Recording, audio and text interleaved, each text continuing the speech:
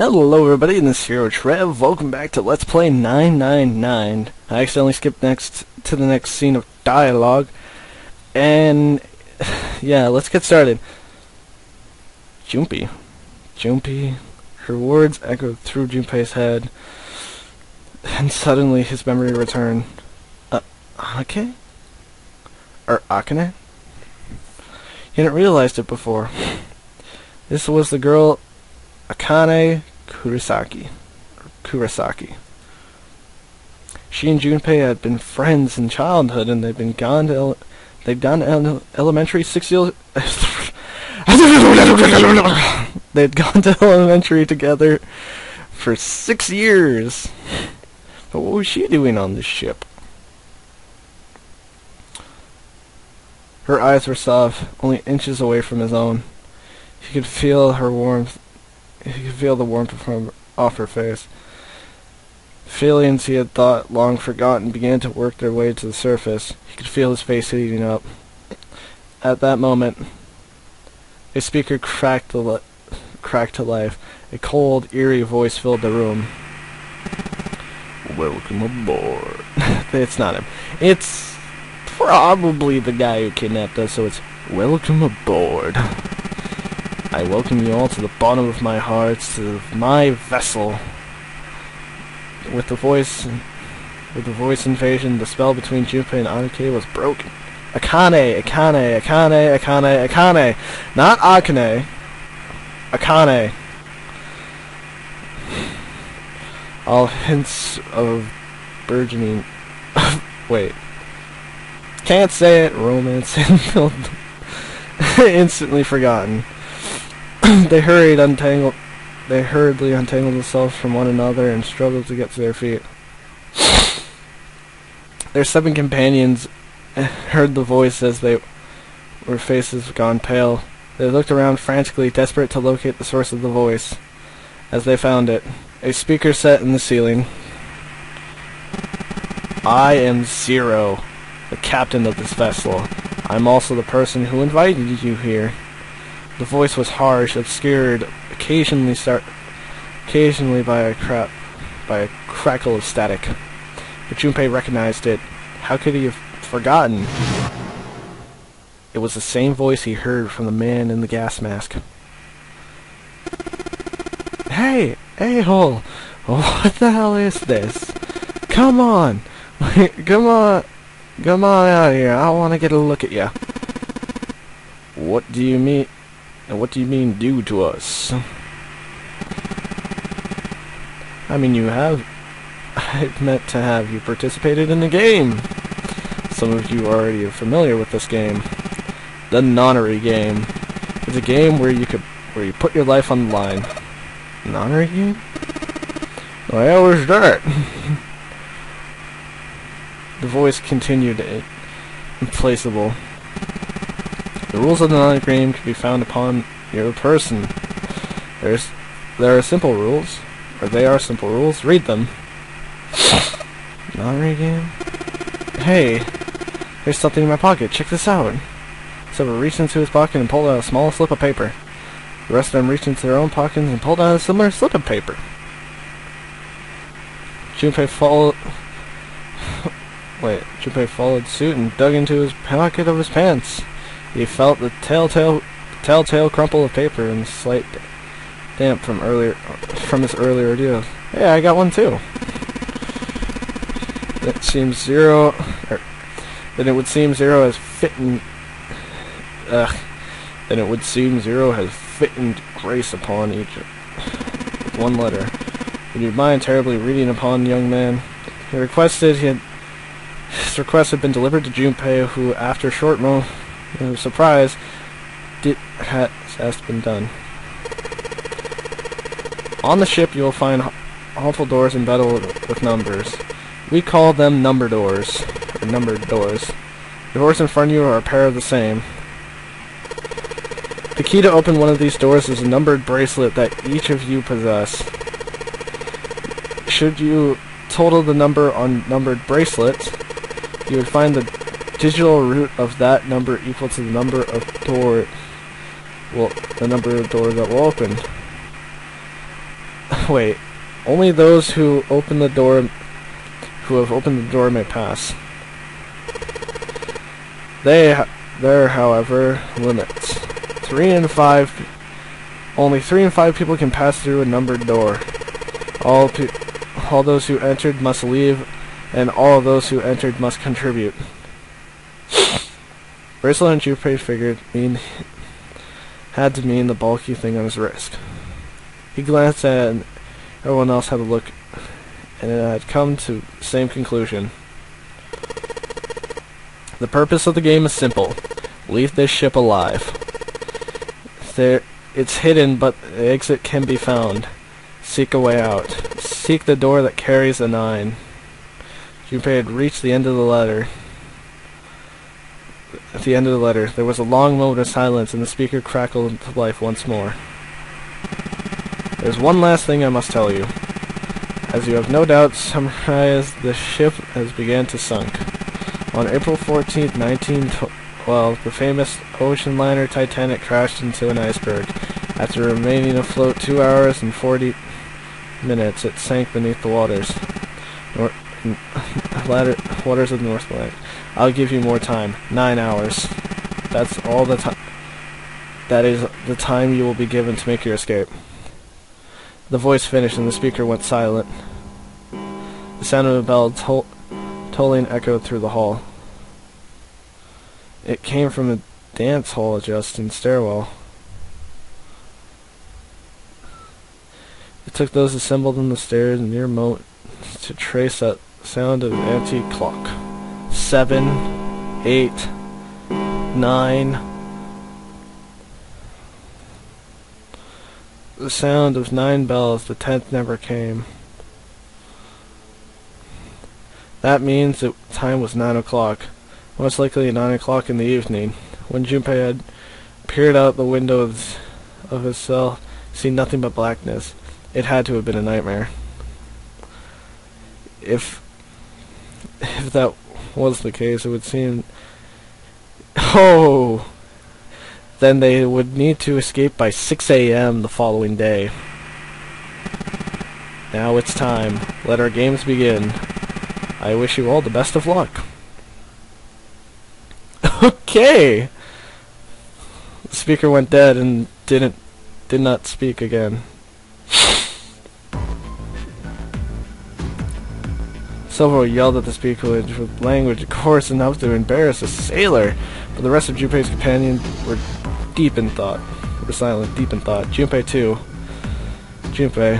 too was consumed in his thoughts. There was a great deal he didn't understand. Who was Zero? What was the nonary game? Why had he been chosen to make a part of it? Was he a criminal who took a delight in playing with his victims? Or did he have some other purpose? And why had Junpei become part of this insane game? Why had any of them been chosen? But one question was foremost in his mind. Akane. They hadn't seen each other since elementary school. Why did she appear now? Coincidence? No. That seemed impossible. There had to be a reason. He didn't know what it might be, but there had to be a reason. Very well. Lion's voice seemed oddly loud in the silence. Standing around here won't do us any good. Best we get moving, don't you think? Get moving? Are you planning to open the numbered doors? Hey, wait. Don't tell me you're actually going to do what this Zero is saying. No, that's not what I mean. Lion shook his head, mildly annoyed. I'm saying let's find another way. After all, we haven't really examined this place. We what?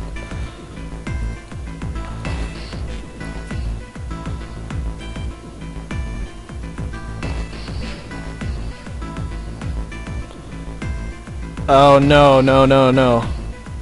No, Don't let time pass! Oh no. A separate investigation finished. 9 people returned to where they left one another. The result of all their work was nothing. They were completely sealed in.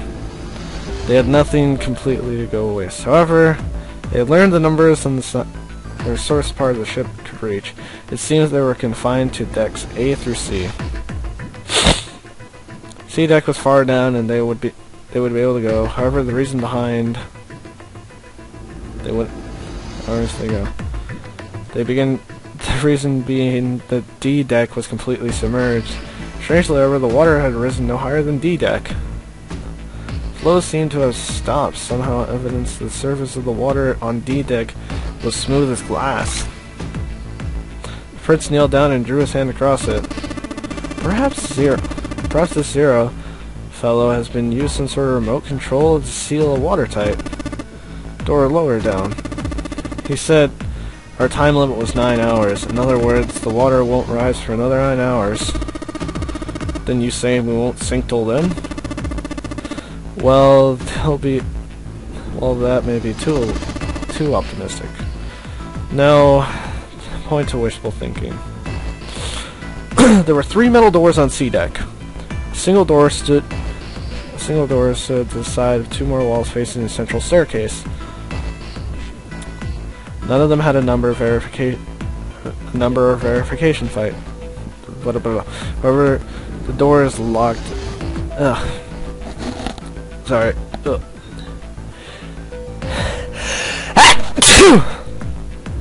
Ugh. God damn. They were, however, locked, and like the other doors. No matter how much they pushed and pulled, pushed and shoved, the doors refused to move, and the mountain and the lion threw themselves against them a few times. Again, the door in black had a keyhole. Just above it was a strange mark, a circle surrounding a dot. There were 2 other doors on C deck. But it was clear they were elevators. Each had a button next to them, an upside-down triangle. They pushed the buttons, but no response. Apparently, there was no power running to the elevators. So left of the elevators was a card reader. The card reader had a strange mark on it. It looked like a lowercase h with a dash across the upper stream of the H. Chippy stared at it for a while. That's a symbol of Saturn. An astrology symbol. Then that mark in the door, that was the sun symbol. They had seen similar symbols on the A deck. There was a door on either side of the stairs. The one on the left had a keyhole with a similar symbol engraved on it. This is an Earth symbol. The horizon line and the equator line, the vertical, the zone of the represent the prime meridian, whatever. Shibei looked at the ceiling. There was a great circle, perhaps the skylight or a glass dome. It had been filmed with a guaranteed metal plate. The metal looked very solid. Anything short but an explosive charge was unable to damage it. There were several windows, both sides of the ships, or at least had been. They too were covered with metal plates. In other words,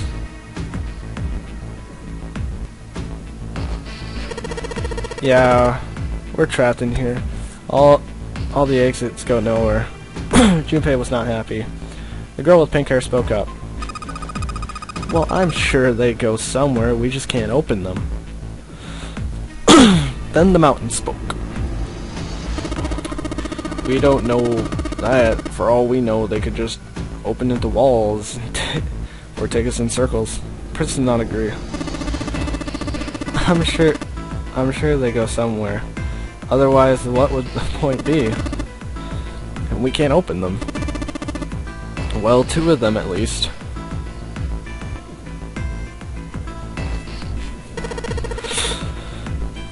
You mean the numbered doors? All eyes turned towards the doors with numbers on them. The atmosphere in the room grew tense. Hey, wait a minute. I think I said this earlier, but I don't think we should do that. The dancer moved in front of the doors as if to block them. We'd have to be crazy not to open the doors. Or we'd have to be crazy to open the doors. If we do that, we'd be doing exactly what Zero wants us to do. Suddenly, everybody began to speak at once. I agree. I don't like the terrible idea. We should keep going. We should stay here. We don't have any other ways to open any of these doors. We should just wait. Someone's bound to come for us. We don't have the time for that. In 8 hours and a half, the ship is going to sink. The claymore voices made it next to impossible to determine who was saying what. The argument grew more and more intense until people were shouting and screaming at one another. Junpei had remained silent, but at last he could not take it no more. Hey! Shut up! They fell silent and all his eyes turned to Junpei. He felt each stare burning into him, but he refused to flinch. Before we try and decide what we're going to do, there's something else we ought to do. What's that? We need to exchange information. We don't know anything about each other. I want to know who you guys are. Who are you? Where do you come from? Why did you end up here? Don't tell me you aren't curious too. They were silent. Some of them looked the other way a bit, or bit their lips, crossing their arms, and stared at the ceilings. But not one of them. One of them spoke. It was Akane. I agree. I think Junpei is right. Junpei? Oh, I'm sorry. I'm talking about him. It's just I call him Junpei. His name is Junpei. She points towards Junpei. We're childhood friends. We went into the same elementary school. Wait, stop!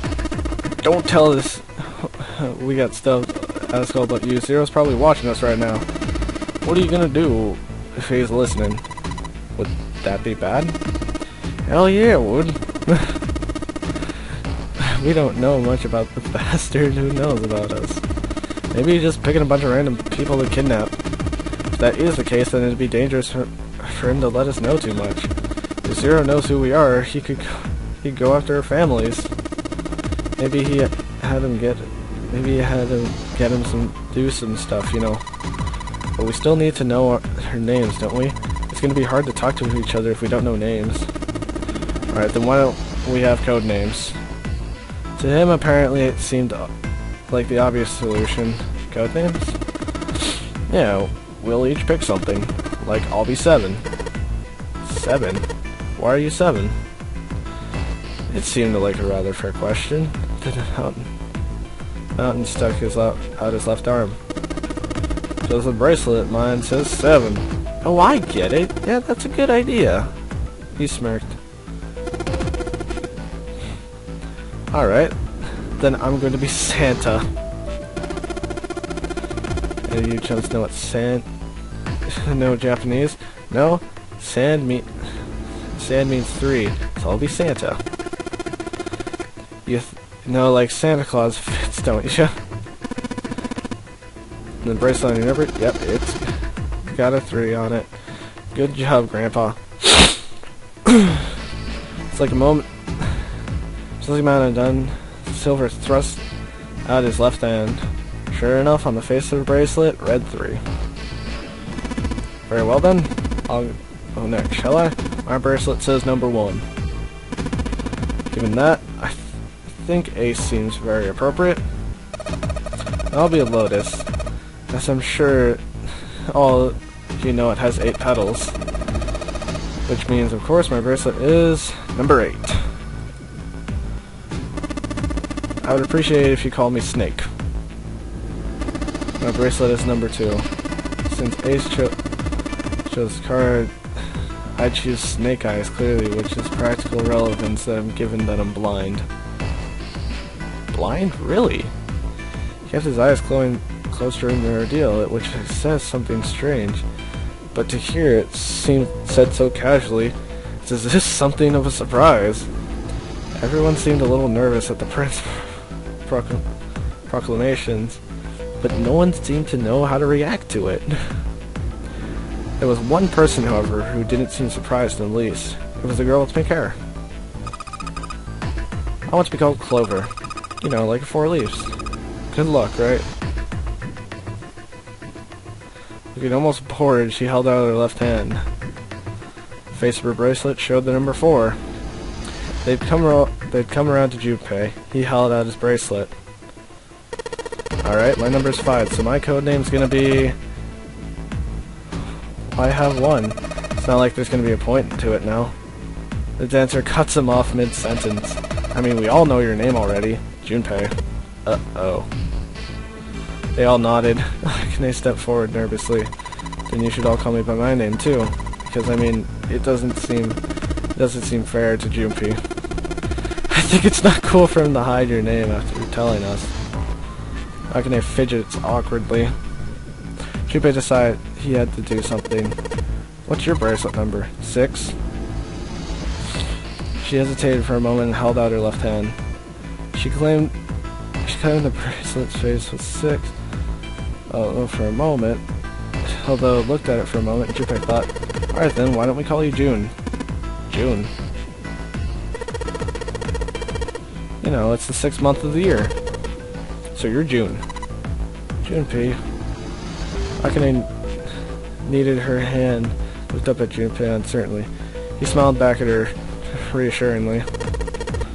Are you good with that? She thought about it for a few minutes. Oh my god! I told you I'm recording!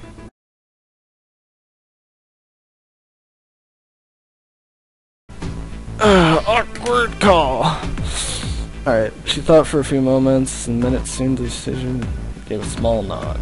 Yeah. With their names decided, Junpei ran over them in his head quickly. 1 was Ace, 2 was Snake, 3 was Santa, 4 was Clover, 5 was Junpei's number, 6 was... Akane was 6, and Junpei had given her codename June. 7 was 7, and 8 was Lotus. That means 8 of them, not including including Junpei, had revealed numbers on their bracelet. But there was still one person left. The man with glasses and the hair like a bird nest. He hadn't said anything since they'd met on the stairs, and he didn't look like the sort of person who would incline to a conversation. His skin was pale, his breath was heavy, his head was soaked with nervous sweat. His behavior seemed very suspicious, or perhaps simply emotionally unstable. It was difficult to tell. Whatever the case, it seemed clear that he had only had fingertips worth of grip on his sanity. The girl with the pink-haired Clover walked up to him slowly. He put her hand on his hip and eyed him suspiciously. What number are you? He didn't answer. His bloodshot eyes twitched from person to person. His breath came in hot pants. I'm talking to you. The man licked his dry lips, shaking his tongue. With his tongue shaking, and spoke with a voice like old paper. It isn't obvious. There are 9 people here, and the one number 8 are the only one left. So you're 9. Yeah. He extended a trembling hand. The bracelet indeed said 9. Clover looked at it contemptuously. What's your code name? Code name? What do you want us to call you? We all made up names, so you should too. I don't need one. Why not? Because I'm not going to stay here with you. He took a shuddering breath and exhaled. Clover looked at very disgusted. You got some sort of plan? I do. Yeah, what's that? You sure you want to know about it? Yeah. Alright. Let me show you. I'm gonna do this. By the time they realized it was too late for him to stop, the man's body moved like a snake. In the blink of an eye, he had slipped behind her and wrapped his arm around her waist. What the hell do you think you're doing? Silver, Santa leapt forward towards Clover and the 9th man. He was halfway there when... Stay back! Suddenly the man drove into his pocket. He came back out with a knife. A pocket knife. Held it to Clover's pale and quivering neck. If you get any closer, I'll cut her open. Santa skidded to a halt. He snarled at the screwy man with a knife and gritted his teeth. Yeah, that's right. The man with a smile, nearly friendly nor reassuring, sweat poured on his neck and the collar of his shirt. Clover, are you alright? Prince Snake's voice sounded oddly concerned. Yeah, I'm fine. Her voice shook, making her words even less convincing. What the hell are you trying to do? I told you. This is my plan. What are you going to do to her? You sick son of... Don't worry. I'm not going to do anything to her. If she just does what I tell her, let her go. He started to move backwards, slowly, Clover. Keeping their distance, Junpei and the others followed. Eventually the man reached the wall. He started to give a...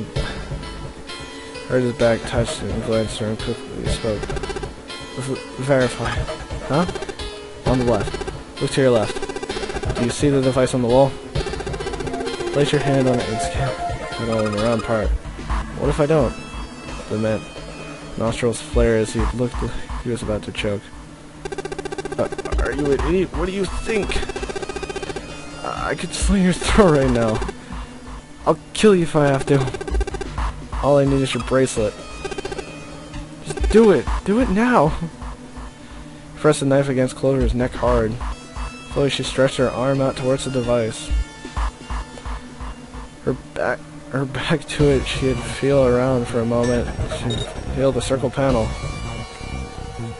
It made a cold electronic noise and displayed of her hand. Asterisk here. That's how it worked, Junpei thought to himself.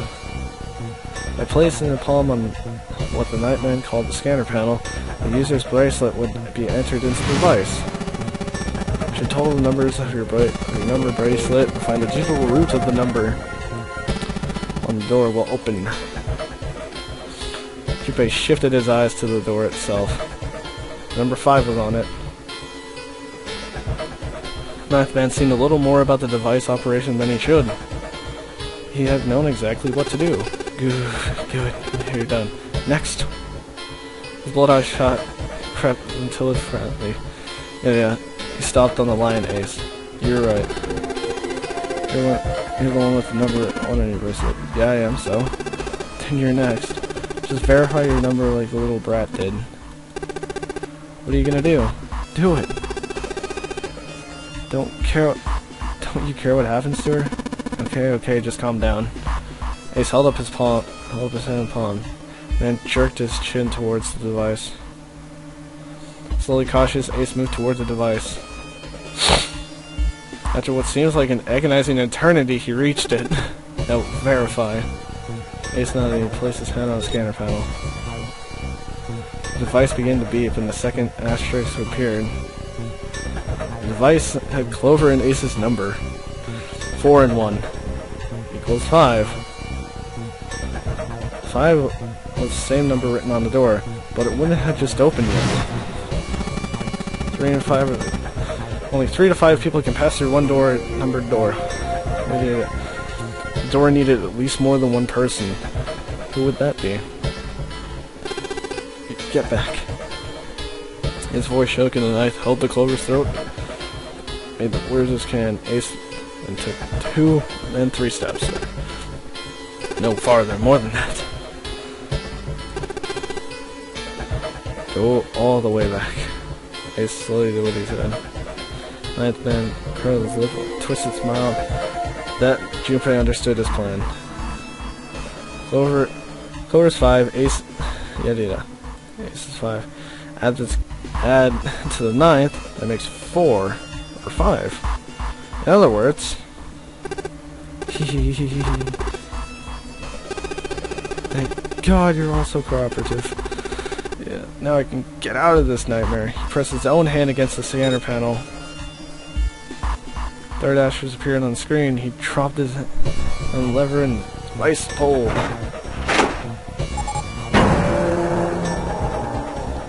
Damn. The door opened with a heavy metallic groan. And we'll find out what he's going to do next time on Let's Play 999. I will see you all next time. Yes. Thank you all for watching. Please rate, comment, and subscribe. I will see you all next time. Later.